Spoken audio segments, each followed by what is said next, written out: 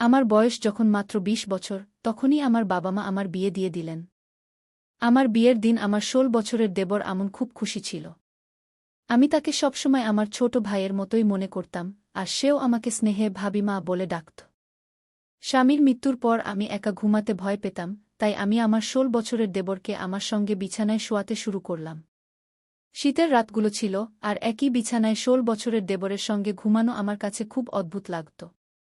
সে তখনও আমার থেকে অনেক ছোট ছিল, কিন্তু ১৬ বছর বয়সে সে ২৫ বছরের যুবকের মতো দেখাত। স্বামীর মৃত্যুর পর আমি খুব কষ্টে দিন কাটাচ্ছিলাম, কিন্তু কতদিন এভাবে চলবে? সেই রাতে আমি ভাবলাম একবার দেবরকে পরীক্ষা করে দেখি। রাতের অর্ধেকটা পার হয়ে গেলে আমি তাকে নাড়িয়ে দিয়ে দেখলাম সে গভীর ঘুমে ছিল। কিন্তু হাত দিতেই আমার চোখ ছানাবড়া হয়ে গেল, কারণ ভুলবশতে আমার দেবরের ৭ ইঞ্চি জিনিসে হাত লেগে গেল। আর তারপর? এই দুই বন্ধুর গল্পটি সম্পূর্ণ শুনুন, এটি খুবই মজার গল্প। আমার বিয়ের দিন সে অত্যন্ত খুশি ছিল। আমি তাকে সবসময় আমার ছোট ভাইয়ের মতোই ভাবতাম, আর সেও আমাকে ভাবিমা বলে ডাকত। তার মিষ্টি মুখ আর দুষ্টু হাসিতে এমন আনন্দ ছিল, যেন সে সত্যিই একজন নতুন মা পেয়েছে। কিন্তু এই আনন্দময় দিনের কিছুক্ষণ পরেই আমার জীবনে দুঃখের অন্ধকার নেমে এল। আমার স্বামীর আকস্মিক মৃত্যু হয়ে গেল, আর তার চলে যাওয়ার পর বাড়িতে আমি একদম একা হয়ে গেলাম। এখন আমার দেবরই আমার একমাত্র ভরসা ছিল। তবুও রাতে একা ঘুমোতে আমার ভয় লাগত। ঠান্ডা শীতের রাতগুলো দীর্ঘ মনে হতো, আর আমার মনে এক অদ্ভুত অস্থিরতা ভর করত। কিছু রাত ধরে আমি তাকে আমার সঙ্গে বিছানায় শোয়াতে শুরু করেছিলাম, যাতে এই একাকিত্ব আর ভয় থেকে কিছুটা মুক্তি পাই। তার বয়স মাত্র ১৬ বছর হলেও তার গঠনে তাকে তার বয়সের চেয়ে অনেক বড় দেখাত। স্বামীর চলে যাওয়ার পর আমি যতটা পারছিলাম সংসার চালাচ্ছিলাম, কিন্তু মনের অশান্তি দমন করা সহজ ছিল না। সেই রাতেও মনে অদ্ভুত অস্থিরতা নিয়ে আমি ঘুমাতে চেষ্টা করছিলাম। রাতের অর্ধেকটা পার হয়ে গেলে আমি হঠাৎ আমকে দেখতে গেলাম, সে গভীর ঘুমে ছিল, মাসুম আর নিষ্পাপ। তাকে দেখে আমার চোখে জল চলে এল। এই ছোট্ট বাচ্চাটিও তার ভাইকে হারিয়েছে, তবুও সে আমার পাশে দাঁড়িয়ে আছে। আমার মায়ের কথা মনে পড়ল, যিনি সবসময় বলতেন, বেটা, দেবরকে সবসময় নিজের ছেলের মতো ভাবো, কিন্তু দূরত্ব বজায় রাখো। সে বড় হলে তোমার আর তার মধ্যে স্বাভাবিক সীমারেখা আরও স্পষ্ট হয়ে যাবে। আমার মনে এই কথাগুলোর অর্থ এখন আরও গভীর হয়ে গেল। আমাকে আমনের যত্ন নিতে হবে, তার মিষ্টিমাখা মুখের যত্ন নিতে হবে। মা বলেছিলেন, বেটা, দেবরের সাথে কিছু দূরত্ব বজায় রাখো। চেষ্টা করো সে যেন অকারণে তোমার ঘরে না আসে। তুমি একজন বিবাহিত মেয়ে, তোমাকে নিজের আর পরিবারের সম্মানের কথা ভাবতে হবে। কি মায়ের এই কথাগুলো শুনতে শুনতে আমার মনে হতো সে আমন সম্পর্কে একটু বেশি খারাপ ভাবছে, আর আমি তার কথায় রাগ করতাম। কিন্তু এখন যখন স্বামীকে হারিয়ে আমি নিঃসঙ্গ হয়ে গেছি, মায়ের কথার মানে বুঝতে পারছি। সেই রাতেও যখন আমি একা বসেছিলাম, আমার চোখের জল থামছিল না। আমার হৃদয়ে ব্যথার ঢেউ উঠছিল যে আমার স্বামী আমাকে এই দুনিয়ায় একা রেখে চলে গেছেন। আমি কখনো ভাবিনি যে সে আমাকে আমনের হাতে রেখে চলে যাবে। রাত ১টা বেজে গেছে, আর আমন এখনও বাড়ি ফেরেনি। সম্ভবত সে তার ভাইয়ের আত্মীয়দের সাথে ছিল, আর এই ভেবে আমার কিছুটা স্বস্তি হচ্ছিল। সে বাড়ি আসেনি, তার অনুপস্থিতিতে আমি একরকম স্বস্তি পেয়েছিলাম। সেই সময় মায়ের কথাগুলো আমার মনে গভীরভাবে প্রভাব ফেলছিল। এমন সময় হঠাৎ দরজায় কড়া নাড়ল, আর আমার হৃদয় দ্রুত স্পন্দিত হতে লাগল। ভয়ে ভয়ে আমি ভাবলাম, কে হতে পারে? কিন্তু বাইরে থেকে আওয়াজ এল, ভাবি, দরজা খোলো। আমি কি তার আওয়াজ শুনে আমার মনে এক অদ্ভুত অনুভূতি জেগে উঠল। সে আমার কান্না দেখে বলল, ভাবি, আপনার চিন্তা করার দরকার নেই। আমি আপনার সহায় হব।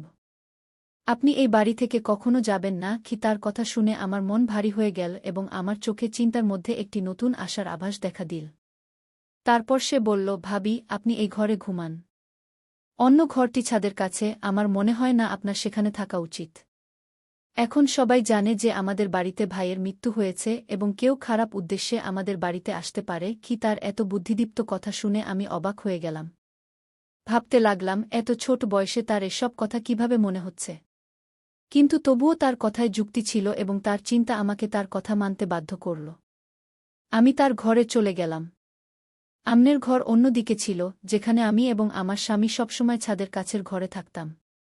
ঘরে পা দিলেই সব কিছু অদ্ভুত লাগতে শুরু করল। আজ প্রথমবার আমি আমার ঘর থেকে বাইরে অন্য ঘরে ছিলাম।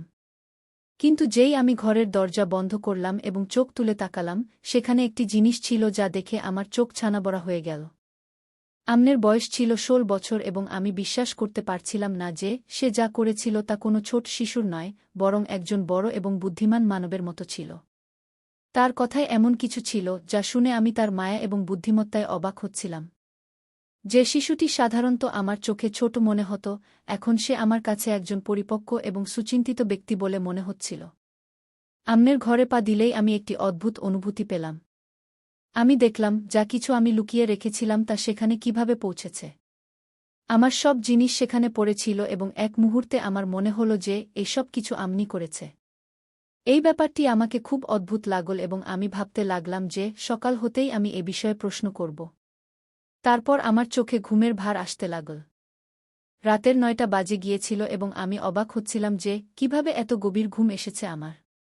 ২ দিন ধরে আমি ঠিকমতো ঘুমাতে পারিনি, কিন্তু আজ মনে হচ্ছিল যেন কেউ চুপিসারে আমাকে ঘুমের মাদকতা ঢেলে দিয়েছে। আমার মন বারবার ভাবছিল, আমি কি আমনের আনা চাল খেয়ে অজ্ঞান হয়ে গিয়েছিলাম? আমি এসব ভাবছিলাম, এমন সময় চোখ মুছে বাইরে এলাম। সামনে আমন রান্নাঘরে চা বানাচ্ছিল এবং তার মাধুর্যে এমন কিছু ছিল যা আমাকে আরও অবাক করছিল। আমনের ১৬ বছর বয়সে তার মুখ থেকে যা শুনলাম তা আমাকে গভীরভাবে আঘাত দিল। সে চা আমার সামনে রেখে বলল, ভাবি, আপনি ঘুমিয়ে পড়েছিলেন। আপনার খুব ভালো ঘুম হয়েছে না? তার কথায় ছিল এক মাধুর্য, কিন্তু চোখে লুকিয়ে ছিল অন্য কিছু। আমার খুব খারাপ লাগল এবং আমি তারই সুরে উত্তর দিলাম, হ্যাঁ, আজ আমার খুব ঘুম পেয়েছিল। ও সে সঙ্গে সঙ্গে বলে উঠল, তাহলে কেন ঘুম আসে না, ভাবি? আমি আপনার চালে ঘুমের বড়ি মিশিয়ে দিয়েছিলাম। আমি আমার বন্ধুকে বলেছিলাম যে আমার ভাবির ঘুম হয় না, তখন সে বলেছিল, তার চালে ঘুমের বড়ি মিশিয়ে দিও, এতে সে শান্তিতে ঘুমিয়ে পড়বে। তার কথা আমাকে হতবাক ও বিব্রত করল। আমন, তুমি এমন ভাবতে পারলে কি করে? আমি চিৎকার করে বললাম, তুমি তোমার ভাবিকে অজ্ঞান করতে চেয়েছিলে? আমার হৃদয় একদম ঠান্ডা হয়ে গেল। সে দ্রুত বলল, না ভাবি, আমি শুধু আপনাকে ভালো ঘুম দিতে চেয়েছিলাম। এখন আপনি তো সতেজ দেখাচ্ছেন। সে চা আমার সামনে রাখল এবং আমি সন্দেহ করতে শুরু করলাম। তুমি এতে কিছু মিশিয়েছ না তো? আমি তাকিয়ে জিজ্ঞেস করলাম। সে শপথ করে বলল, ভগবানের কসম, ভাবি, আমি শুধু আপনার ঘুমের জন্য বড়ি দিয়েছিলাম। আপনি বললে আমি এই চা নিজেই খেয়ে নেব। আমরা অর্ধেক অর্ধেক ভাগ করে নিই। সে চায়ের গ্লাস থেকে এক ঢোক নিয়ে আমাকে দেখাল। আমার তার কথায় বিশ্বাস হল এবং আমি ভাবলাম সে হয়তো সত্য বলছে। আমি বললাম, আমাকে ক্ষমা করো, আমি তোমার ব্যাপারে সন্দেহপ্রবণ হয়ে যাই। তবুও আমি তার মুখের দিকে তাকিয়ে তার মাধুর্যে বিশ্বাস করতে লাগলাম। কিন্তু ঘরে যা দেখেছিলাম তা আমার মন থেকে মুছে যাচ্ছিল না। সে ঘরে যা ছিল তার কোনো ক্ষমা ছিল না। আমি ভাবলাম, এখন আমি তার উপর কি বিশ্বাস করতে পারি? কিছুক্ষণ পর আমন নিজেই মুখ খুলল এবং তার কথা আমাকে নাড়া দিল। ভাবি, আমি আপনার গয়না বিক্রি করতে চাই, সে খুব গম্ভীরভাবে বলল। আমার একজন পরিচিত এবং সৎ চাচা আছেন, তিনি আমাদের গয়নাগুলো বিক্রি করে আমাদের অনেক টাকা দেবেন। আমরা সেই টাকা দিয়ে একটি নতুন বাড়ি কিনব। এই ভাড়ার বাড়িতে আমরা কতদিন থাকব? মালিক পরশু ভাড়া নিতে আসবে এবং আমাদের কাছে টাকা নেই। আমনের কথা শুনে আমি হতবাক হয়ে গেলাম। এতদিন আমি এমন কোনো কথা ভাবিনি। কিন্তু আমন যেভাবে এই ধারণাটি সামনে রেখেছিল তা আমাকে গভীর চিন্তায় ফেলে দিল। আমন, তোমার এই ভাবনা এল কি করে? আমি তাকে অবাক হয়ে জিজ্ঞেস করলাম। সে বিনা দ্বিধায় বলল, ভাবি, আমাকে তো আগে বিয়েও করতে হবে। আমাদের একসাথে জীবন কাটাতে হবে এবং একটি নতুন বাড়ি দরকার। ভাড়ার বাড়িতে মানুষ শুধু অপমানিত ও লাঞ্ছিত হয়। আমনের কথায় কিছু ছিল যা আমার কাছে ঠিক মনে হল। আমি তার সাথে তর্ক করলাম না, কিন্তু মনে একটা ভয় ছিল যে সে যদি গয়না বিক্রি করে টাকা জোগাড় করতে না পারে, তাহলে আমরা আরও বিপদে পড়ব। আমার অবস্থা এতটাই নাজুক ছিল, একটি বিধবা নারী এবং একটি ১৬ বছরের দেবর, যে নিজেও অপরিণত। এই অবস্থায় আমরা দুজনেই যে কোনো প্রতারণার শিকার হতে পারতাম। আমি ভাবলাম, হয়তো আমাকে এই ব্যাপারে কারো সাথে পরামর্শ করা উচিত। আমি ঠিক করলাম, আমি আমার মায়ের বাড়ির লোকদের সাথে কথা বলব। হয়তো তারা আমাকে সাহায্য করতে পারবে। কিন্তু তখন আমার মনে আরও একটি প্রশ্ন জেগে উঠল। সেই গয়না, যার ব্যাপারে আমি আমনের সাথে কখনো কথা বলিনি, তা তার হাতে এল কি করে? তালাও তো ভাঙা ছিল না, তাহলে সে সেই গয়না বের করল কিভাবে? এই প্রশ্ন আমাকে বিব্রত করল। আমি নিজেকে বললাম, আমন বাচ্চা, সে ভুল করতে পারে না। তবুও সে যা কিছু করে, আমাকে তার অনুভূতি ও অবস্থা বুঝতে হবে, কারণ কখনো কখনো তার মাধুর্য ও সাহায্যের ইচ্ছাই আমাকে বুদ্ধিমত্তার দিকে নিয়ে যায়। আমন আমার চিন্তাভাবনা সম্পূর্ণ বদলে দিয়েছিল। যখন আমি আমার মায়ের বাড়ির লোকদের বললাম যে আমি গয়না বিক্রি করে বাড়ি কিনতে চাই, তখন তারা স্পষ্ট বলে দিল, তুমি এখন বিধবা হয়ে গেছ, তোমাকে আমাদের বাড়িতে আসতে হবে। কিন্তু আমি জানতাম, যদি আমি তাদের বাড়ি যাই, সেখানে আমি কখনোই আমার স্বাধীনতা পাব না। আমার ভাইরা তাদের স্ত্রীর গোলাম ছিল এবং তাদের কখনোই তাদের বোনকে সাহায্য করার সময় ছিল না। আমি চাইনি যে আমার জীবনের বাকি অংশ অন্যের উপরে নির্ভর করে কাটাতে। আমি বুঝে গিয়েছিলাম যে এই সুযোগ হাতছাড়া করা উচিত নয়। যদি আমি গয়না বিক্রি করি, তাহলে হয়তো আমি আমার একটি নতুন জীবন শুরু করতে পারব। আমি একটি নতুন বাড়ি তৈরি করতে পারি। আমার স্বামী আমাকে জীবনে অনেক মূল্যবান গয়না দিয়েছিলেন, কিন্তু যখন আমি বুঝতে পারলাম আমার ভাইদের উদ্দেশ্য ভালো নয়, তখন আমার মনে হলো তাদের হাতে সে গয়না দেওয়ার কোনো মানে নেই। এই ভেবে আমি সিদ্ধান্ত নিলাম যে এখন আমি আমনের উপর ভরসা করব। আমন যে ১৬ বছরের একটি ছেলে ছিল, তার মধ্যে এমন কিছু ছিল যা আমাকে শুধু সান্ত্বনা দিত না, বরং এই অনুভূতিও দিত যে সে আমার জীবন সামলাতে পারে। আমন, তুমি চাইলে এই গয়না বিক্রি করে দিতে পারো, আমি বললাম। আমন কোনো দ্বিধা না করে সেই গয়না তার চাচাকে দিয়ে দিল। ২ দিন পর আমনের হাতে বাড়ির কাগজপত্র এবং চাবি এলো। বাড়ির লেনদেন এত দ্রুত হয়ে গেল, এটা আমার বিশ্বাসই হচ্ছিল না।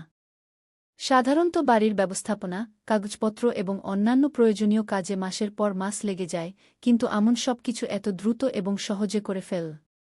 যখন আমন সেই কাগজপত্র আমার হাতে রাখল, তখন আমি বুঝতে পারলাম যে ১৬ বছর বয়সেও তার চিন্তাভাবনা কোনো বড় মানুষের মতো।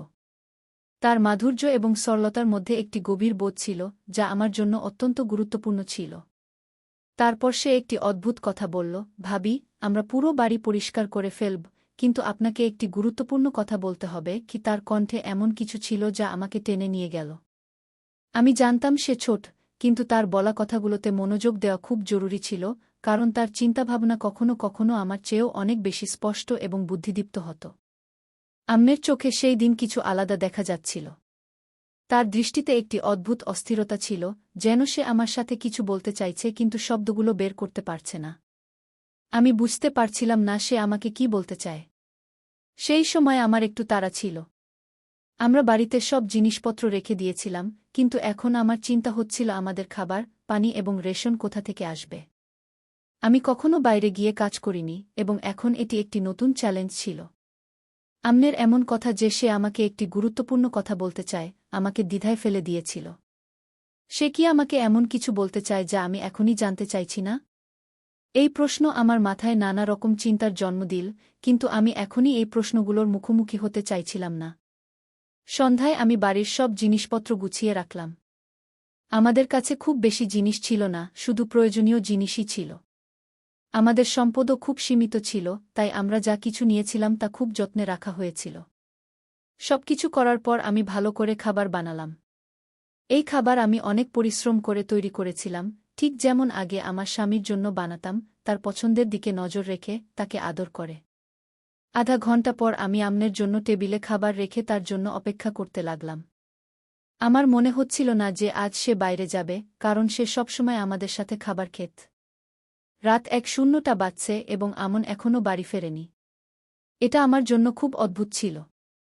আগে, আমার স্বামীর মৃত্যুর আগে, সে সন্ধ্যা ৫টার মধ্যে বাড়ি ফিরে আসত এবং তারপর বাইরে যেত না। যখন আমরা কখনো বাইরে যেতাম, তখন সেও আমাদের সাথে যেত, তা আইসক্রিম খেতে হোক বা অন্য কোনো কাজে। আমার মনে নানা রকম প্রশ্ন উঠছিল, কিন্তু আমি বুঝতে পারছিলাম না যে আমন এই সময় কোথায় থাকতে পারে। রাত ১:০২ বেজে গেছে এবং আমন বাড়ি ফেরেনি। আমি ভয় পাচ্ছিলাম কারণ সে কখনো একা বাইরে যায় না। আমি তার জন্য অপেক্ষা করতে শুরু করি এবং তখন অন্ধকার রাতে দরজায় কড়া নাড়া শুনলাম। আমি রেগে দরজা খুললাম এবং তাকে দেখামাত্র আমার ভেতরের রাগ ফেটে পড়ল। তুমি কোথায় গিয়েছিলে, আমন? আমি কঠোর স্বরে জিজ্ঞাসা করলাম, তোমার লজ্জা হয় না? আমি তোমার ভাবি, তোমার জন্য অপেক্ষা করছি। আমি তোমার জন্য খাবার বানিয়েছি, আর তুমি বেরিয়ে গেলে? আম্মের চোখে এক অদ্ভুত অস্থিরতা ছিল। সে তার জায়গায় দাঁড়িয়ে ছিল এবং আমার কথার উত্তর দিচ্ছিল না। আমি রেগে বলছিলাম, তুমি এভাবে কোথায় যাও? তোমার বাইরে যাওয়ার দরকার ছিল না। তুমি তোমার বন্ধুদের এখানেই ডাকতে পারতে। সে আমার কথায় কান দিল না, তার দৃষ্টি আমার থেকে দূরে কোথাও ছিল। এবং তারপর সে কোনো দ্বিধা ছাড়াই বলল, ভাবি, আমি তোমার কোনো কথা শুনতে চাই না। তুমি নিজে খাবার খেয়ে নাও, আমাকে খাওয়াতে হবে না। এবং রেগে সে ঘরের দিকে চলে গেল। তার কথায় কিছু ছিল, যেন সে কোনো বড় মানুষ, কেউ যে তার কথা থেকে পিছপা হবে না। আমি অবাক হয়েছিলাম, সে তো মাত্র ১৬ বছরের একটি ছেলে, কিন্তু তার রাগে অনেক কিছু ছিল। আমি মনে মনে ভাবলাম যে হয়তো কিছু গোলমাল আছে, এবং তখনই আমি তার ঘরের দিকে পা বাড়ালাম এবং দরজায় কড়া নাড়লাম। সে দরজা খুলতেই তার চোখে এক অদ্ভুত ঘৃণা ছিল। সে কোনো দ্বিধা ছাড়াই বলল, ভাবি, আমার তোমার সাথে কিছু কথা আছে। আমি চিন্তায় পড়ে গেলাম। সে বলল, ভাবি, তুমি আমার সাথে বিয়ে করো। সে তার কথা বলে দিল, তুমি যদি না করো, তাহলে তুমি কাফির হয়ে যাবে। তার এই কথা শুনে আমার চোখ ছানাবড়া হয়ে গেল। আমি হতবাক হয়েছিলাম। তুমি এভাবে ভাবতে পারো কি করে? আমি বললাম, তুমি তো আমাকে সকাল সন্ধ্যা মা বলে ডাকো, তাহলে এ কি বলছ? আমনের চোখে গভীর বিষণ্ণতা ছিল, যেন সে ভেবেছিল যে আমি তাকে বুঝতে পারব, কিন্তু আমার এখন অনেক কিছুই বুঝতে পারছিলাম না। তার কথাগুলো একদম বিভ্রান্তিকর ছিল। এখন কি হয়েছে? কে তোমার মাথা খারাপ করে দিয়েছে? এত নিচু কথা তুমি তোমার মুখ থেকে কি করে বললে? আমি রেগে তিলমিল করছিলাম। সে কোনো লজ্জা ছাড়াই আমার সামনে দাঁড়িয়েছিল, হাত বেঁধে, আমাকে এমনভাবে দেখছিল যেন আমাকে বোঝার সম্পূর্ণ অধিকার তার আছে। তার দৃষ্টিতে আমার ভয় লাগছিল। আমি কথা বলতে বলতে চুপ হয়ে গেলাম, কিছু না বলে সেখান থেকে ফিরে এসে ঘরে বসে পড়লাম। আমি দরজা ভালো করে বন্ধ করে দিয়েছিলাম। মনে ভয় এবং রাগ দুটোরই মিশ্র অনুভূতি হচ্ছিল। আমি ভাবতেও পারছিলাম না যে আমন এমন করতে পারে এবং আমার সাথে এমন কথা বলবে। আমি তাকে সবসময় আমার ছোট ভাই ভেবেছি। এটা আমার জীবনের সবচেয়ে বড় ভুল ছিল যে আমি তার সাথে এভাবে ভাবতে শুরু করেছিলাম। যদি আমার নিজের সন্তান থাকত, তাহলে আমাকে এই সব সহ্য করতে হতো না। আমি এখন স্থির করেছি, আমন যখনই বাড়ি আসবে, আমি তাকে পরিষ্কার বলে দেব যে এই বাড়িতে তার কোনো অধিকার নেই। হঠাৎ সন্ধ্যা প্রায় ৬টার দিকে বাড়ির দরজায় জোরে জোরে কড়া নাড়া শুরু হল। আমি ভাবলাম, সম্ভবত আমন হবে। কিন্তু যখন দরজা খুললাম, তখন আমার চোখের সামনে ৩-৪ অচেনা লোক দাঁড়িয়েছিল। তাদের মুখে রাগ ছিল, এবং তাদের দেখে আমার মনে হল তারা কোনো বিশেষ মতাদর্শের মানুষ হতে পারে। তাদের আক্রমণাত্মক ভঙ্গি দেখে আমার হৃদস্পন্দন আরও বেড়ে গেল। তারা যা বলল তা আমাকে প্রচণ্ডভাবে হতবাক করে দিল, এবং আমি বুঝতে পারছিলাম না এখন আমার কি করা উচিত। সেই শব্দগুলি শুধু আমাকে হতবাকই করেনি, বরং হৃদয় বিদারক ছিল। তারা বলল, তুমি একা এই বাড়িতে থাকো? আমি বললাম, হ্যাঁ, আমি একাই থাকি। তাদের মধ্যে একজন আরও কঠোর সুরে বলল, তুমি মিথ্যা বলছ। এই মহিলা তার ১৬ বছরের দেবরের সাথে এই বাড়িতে একা থাকে। সে এখনও কোথাও লুকিয়ে আছে। এই লোকেরা এই মহল্লাকে নোংরা করছে। এদের এখান থেকে তাড়িয়ে দিতে হবে। তাদের কথা শুনে আমার সাহস ভেঙে গেল। আমি জিজ্ঞাসা করলাম, আমরা কি করেছি? এবং তাদের উত্তর আরও কঠোর ছিল, তুমি কি করেছ? তুমি কি করেছ তা জিজ্ঞাসা করছ? তুমি তোমার ১৬ বছরের দেবরের সাথে এই বাড়িতে একা থাকো। তুমি কি ভাবো? তোমার স্বামী মারা গেছে, তুমি এখন বিধবা। তাহলে তোমার মা বাবার বাড়ি চলে যাও। যদি এখানে থাকতে চাও, তাহলে শালীনভাবে থাকো। আমাদের মহল্লায় এমন লোক থাকতে পারে না। তাদের কথা আমার হৃদয়ে বিঁধছিল, কিন্তু আমি নিজেকে শান্ত রাখার চেষ্টা করলাম। আমি তাদের সাথে বিতর্ক করতে চাইনি, তাই আমি দরজা বন্ধ করে দিলাম। দরজা বন্ধ করার সময় আমার ভেতরে গভীর ঘৃণা ও রাগ উথালপাথাল করছিল। আমার হৃদয় আমনের উপর থেকে ভেঙে গিয়েছিল, কারণ আমি নিশ্চিত ছিলাম যে এই সব কিছু সেই করেছিল। সে জানত যে লোকেরা আমাকে কি চোখে দেখবে, কিন্তু তবুও সে তার কাজ চালিয়ে গিয়েছিল।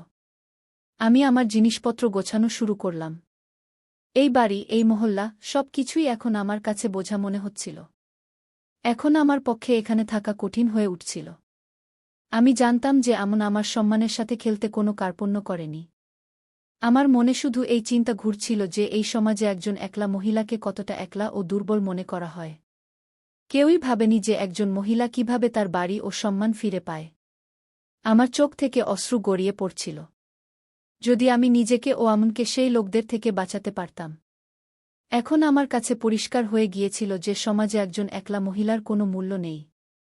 কিন্তু আমি নিজেকে প্রতিজ্ঞা করলাম যে আমি আমার সম্মান রক্ষা করব, যাই হোক না কেন। আমি ঈশ্বরের কাছে প্রার্থনা করলাম যে তিনি সবার সম্মান ও নিরাপত্তা বজায় রাখুন। বন্ধুরা, আজকের গল্প এটাই ছিল।